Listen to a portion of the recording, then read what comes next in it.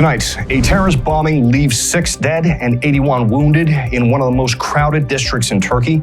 Medyascope's very own Doğu Eroğlu will be with us to break that down. The victims of the attack have been laid to rest, and the local government has taken some measures against possible future attacks.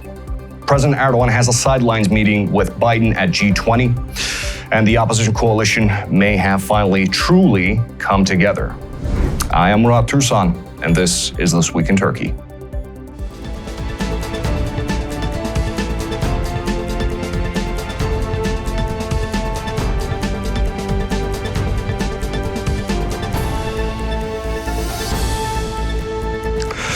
Our main story tonight. Last Sunday, a bomb went off on Istiklal Avenue, killing 6 and injuring 81. In the hours following the explosion, the officials revealed that a TNT-based explosive device had been planted in one of the large flower pots in the avenue. Authorities quickly identified Ahlam al-Bashir, a Syrian woman, as the culprit. Shortly after, al-Bashir's images fleeing the scene began circulating on social media. Reportedly, al-Bashir has been to the site of the explosion at least 3 times and spent 40 minutes on location on the day of the explosion. Authorities say al-Bashir confessed to carrying out the attack on behalf of Kurdish militants. The Kurdistan Workers' Party, or PKK, a group listed as a terrorist organization by Turkey, the United States, and the European Union. PKK has been waging an armed insurgency against Turkey since 1984, with the aim of establishing a Kurdish state in southeast Turkey, primarily targeting military and police. Al-Bashir reportedly confessed to having been recruited in 2017 and was taken to a safe house in Istanbul after she carried out the bombing. Here are the details.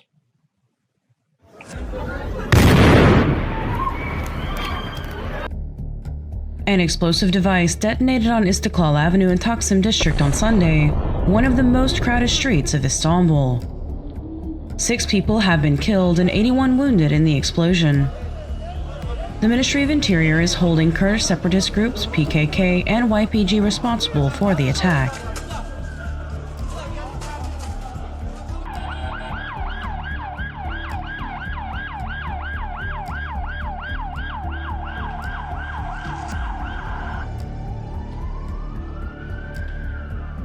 Following the attack, images of a woman wearing camouflage fatigue and hurriedly leaving the scene of the bombing began circulating on the internet, right before the government restricted bandwidth to all social media websites in response.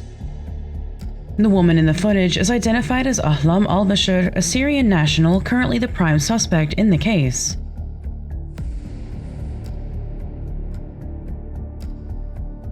Al-Bashir was apprehended in the hours following the attack, along with 51 others believed to be connected to the bombing. And a search of the residence revealed a substantial amount of cash, gold, and at least 1 handgun. After the attack, the suspect identified as Ahmed Jarkas took al-Bashir to his mother's home to hide and was tasked with taking al-Bashir to Greece, a story confirmed by the other tenants in the building. According to reports by state-run Own Doğu agency, during her statement to the police, al-Bashir confessed to having carried out the attack. According to al-Bashir's statement, she was inducted into YPG in 2017. She was ordered by an organization higher up, codenamed Haji, to carry out the bombing.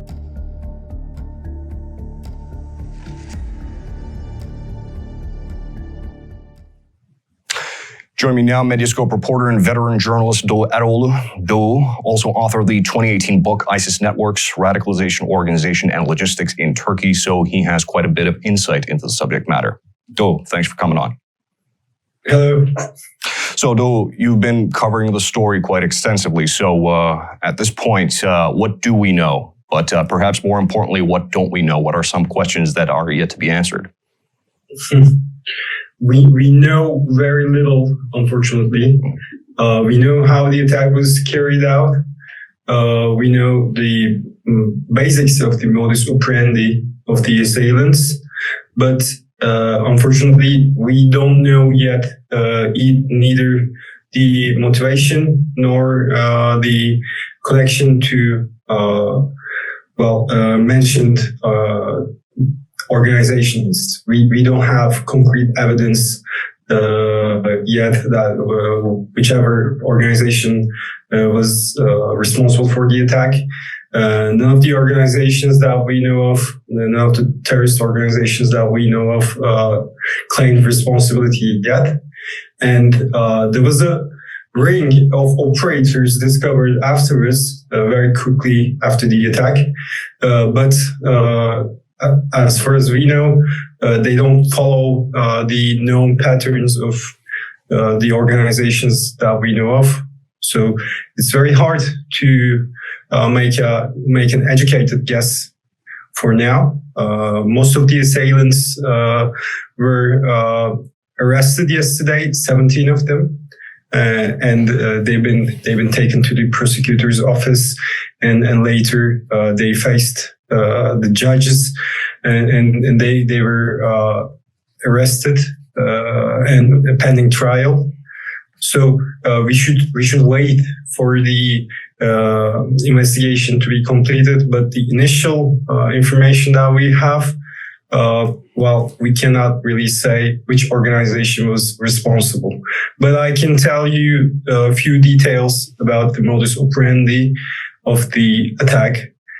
Well, Turkey is unfortunately very familiar of this sort of attacks. And starting from 2015, we have witnessed a lot of suicide attacks and IED explosions in big cities, also in Diyarbakır, in Şanlıurfa, in Mersin and Adana. Additional to those, of course, in Ankara and Istanbul, they were major terrorist attacks that have been carried out by either the Islamic State networks or the offshoot PKK groups. After the attack, I should complete this side of the story first, then go into the concrete details perhaps. After the attack, the PKK gave out an announcement that traditionally they do not target civilian population, and they claimed that they had no hand in the attack in Istiklal Avenue. And as far as we know, most of the suspected were of Syrian origin. But I should say that this doesn't really tell us about the organization behind the attack. Okay, this part of the story we should be more enlightened as the investigation goes on. But I can summarize what we've been finding out since Sunday. Well, the attack had happened in around 4 p.m. in the afternoon in Taksim's Istiklal Avenue. As you know, it's a pedestrian area, so I can say that time of the week is as far as Istiklal Avenue gets, it's the most crowded time of the week. So 6 dead and 80 wounded was a very I'm sad to say that but it was a very lucky consequence of this attack. The assailant, we know her by the name Ahlam al-Bashir, came to the place of attack and she was carrying a bag and left the bag there. And after a couple of minutes, the IED went off and the attack was carried out. Afterwards, she left Taksim Square to the place where she has been working for several months in Esenler. She was working at a textile manufacturing store there. And the place is very crowded with a lot of stores there. Esenler is one of the neighborhoods that the economy revolves around small textile shops, small textile factories.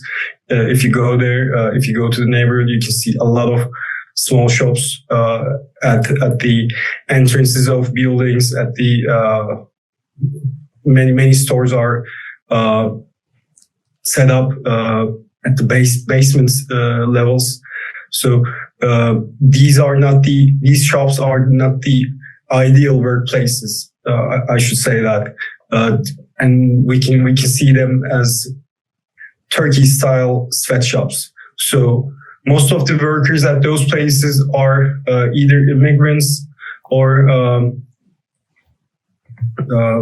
local workforce that had nowhere else to go. So as far as we saw, we visited the neighborhood with İbrahim Yeyan of Medyascope, and we saw that most of the workforce there are unregistered workers, and the shop owners do not really register them, or they don't know if the workforce have criminal records or not. So that was a very good place to hide, to good place to operate, a good place for making reconnaissance missions. It was also claimed that Ahlam al-Bashir had made several reconnaissance runs to Taksim, to Istiklal Avenue. And after the attack, she went to the sweatshop, to the textile shop. She took her belongings, and then she fled to another place, also some little neighborhood in Küçükçekmece called Kanarya neighborhood, and this was where she got busted by the police later that evening, almost around 12 p.m. So after that, we saw that the police enlarged the investigation and started to look after the other who got involved to the planning and the carrying out of the attack. And most of the figures we saw until now are of Syrian origins, also immigrants, and some of the assailants who planned the attack with Ahlam al-Bashir claim to be either in Syria or in Bulgaria as of now. I see. And do a quick follow-up. You did go to the scene where al-Bashir was arrested, and the neighbor said that she was planning on fleeing the country, namely to Greece. What's your feel of the situation? Do you think that was feasible from their end? Yep. That was very, very feasible. And we found out that the landlady who gave her house to al-Bashir for one night was under the impression that she was an illegal. She was trying to cross the Greece illegally. She didn't know of her past deeds. So our initial thought about that place, the place where al-Bashir got captured, was that was probably one of the safe houses for human trafficking rings. I think Ahlam al-Bashir was trusted to an ordinary human trafficking ring. For them they were given the task to transfer al-Bashir to Greece, like just another illegal who was trying to pass to Greece. So I think the law enforcement also find out that, or they're going to find out that that the human trafficking ring had nothing to do with the planning of the attack, because the residents, the local residents in the Kanarya neighborhood, told us that they were seeing different people coming in, coming out every day. They were staying there for a night or so, and then they were disappearing. So we had the impression that after working in Van, working in Edirne, we have seen similar safe houses at those places where the human trafficking was actually happening. So we deem our initial guess is that was another safe house there. I see. So thank you so much for breaking that down. It's always great to have you on. Thank you. And we have a video of what happened after the bombing. Though Turkey is no stranger to acts of terror, this was particularly heart-wrenching because the 6 people killed in the bombing were a mother and daughter, a father and daughter, and a husband and wife who have left a 3-year-old girl behind. The funerals were held for the deceased on the day following the bombing. 68 people of the 81 wounded have been discharged from the hospital, with 11 remaining in care. However, 2 victims are still under intensive care. As a response to the bombing, pots and trees on Istiklal Avenue have been removed, and in their place this week, the entire avenue has been furnished with hundreds of Turkish flags.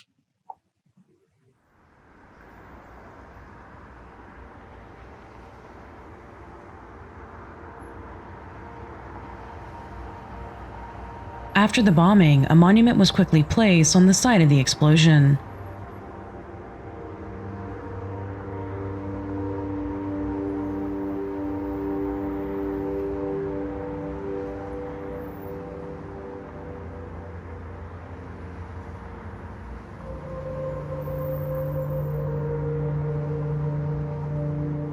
As the bomb was placed in one of the large flower pots on Istiklal Street, the flower pots were removed, and the entire 1.4-kilometer street was adorned with Turkish flags.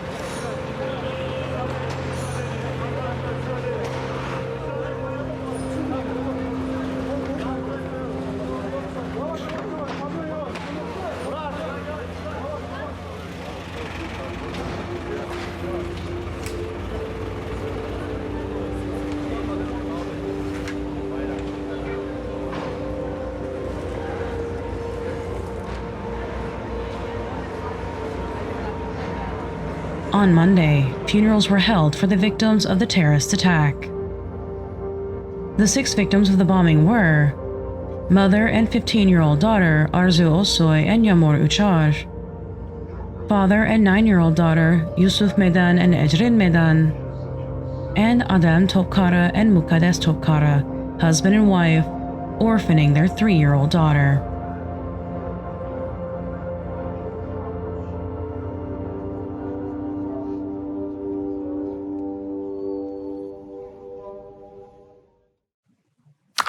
And this week, President Erdoğan and President Biden have had yet another sidelines meeting at the G20 summit held in Bali, Indonesia. According to the statement released by Ankara, the bilateral relations between the 2 countries, especially trade and security issues, were discussed during the meeting. As the statement said, Biden expressed condolences to Turkey and Erdoğan over the terrorist attack in Istanbul. This, of course, awkwardly is coming just a little bit after Minister of Interior Süleyman Soylu rejected the United States message of offering condolences and blamed the U.S. for the bombing in Istanbul. In a cryptic message, Soylu says, the condolence message from the United States is an instance of the murderer being one of the first arrivals to the scene of the crime. I guess something analogous to the murderer always returns to the scene of the crime. Here are the details. President Recep Tayyip Erdoğan flew to Indonesia to attend the annual G20 Leaders Summit this Tuesday. During his visit, he met with his American counterpart Joe Biden in a closed-door meeting. Erdoğan was accompanied by Foreign Minister Mevlut Çavuşoğlu, Minister of Finance Nurettin Nebati, and Defense Minister Hulusi Akar. Before leaving Indonesia, Erdoğan told reporters that his agenda included the F-16 deal and the extradition of Fethullah Gulen, head of the FETÖ terrorist organization that attempted to overthrow the government in 2016.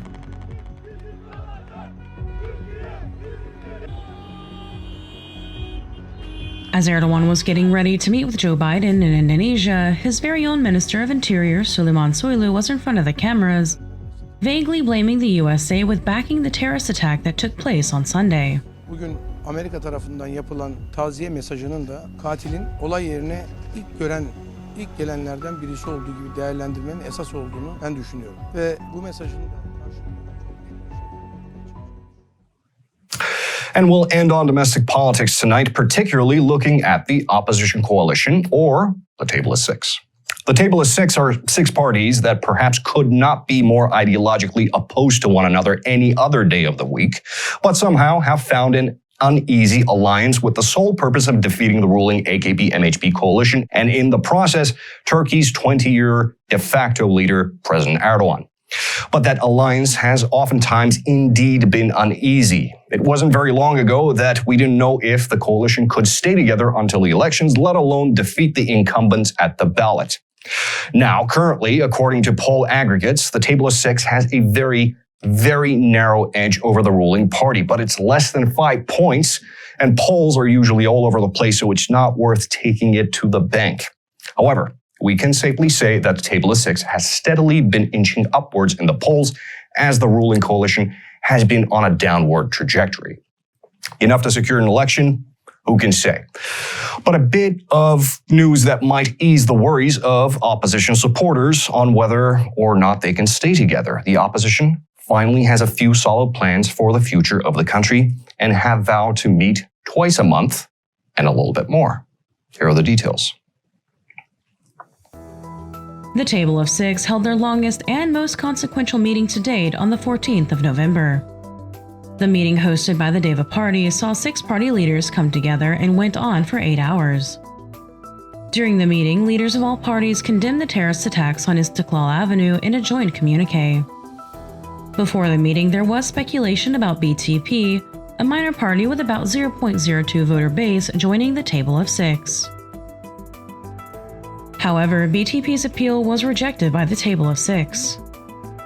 After the meeting, a new roadmap was announced where the coalition stated that they will be meeting more often, and most importantly, that they started working on the new constitution.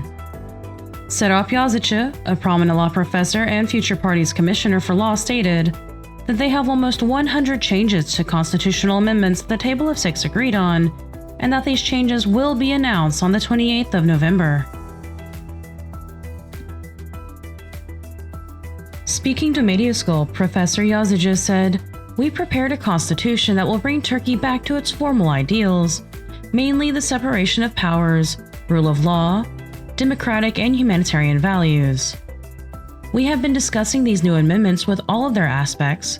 We have taken other countries' constitutions into consideration, precedents from the European Court of Human Rights, and former constitution drafts."